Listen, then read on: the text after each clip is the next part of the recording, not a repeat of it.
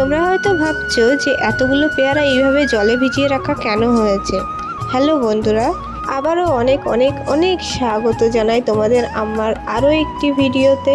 এগুলো হলো আমাদের গাছের পেয়ারা, যেগুলো এখন আমরা জলের মধ্যে ভেজাবো। হ্যাঁ, তোমরা জিজ্ঞেস করতেই পারো যে পেয়ারাকে কেন জলের মধ্যে রাখা হয়, সেটা তোমরা নিশ্চয়ই ভিডিওর মাধ্যমে জানতে পারবে এবং আমি তোমাদেরকে সবই জানাবো। আপাতত দেখো আমাদের গাছের পেয়ারা কতটা সুন্দর আর কি সুন্দর চকচক করছে। আমাদের গাছের পেয়ারা কিন্তু খুব মিষ্টি, সবাই খেয়ে খুব প্রশংসা করে। তোমরা যদি নিতে চাও তাহলে আমার সাথে অবশ্যই কন্ট্যাক্ট করো। আর সেকেন্ড কথা, যে আমরা কেন জলের মধ্যে এরকম ভাবে পেয়ারাগুলো ডোবাচ্ছি।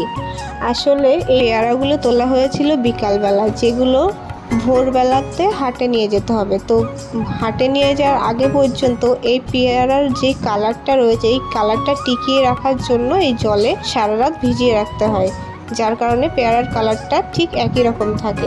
তোমরা আবার মনে করো না যে জল মিশিয়ে পেয়ারার ওজন বাড়ানোর জন্য, না, এটা অবশ্যই হবে না।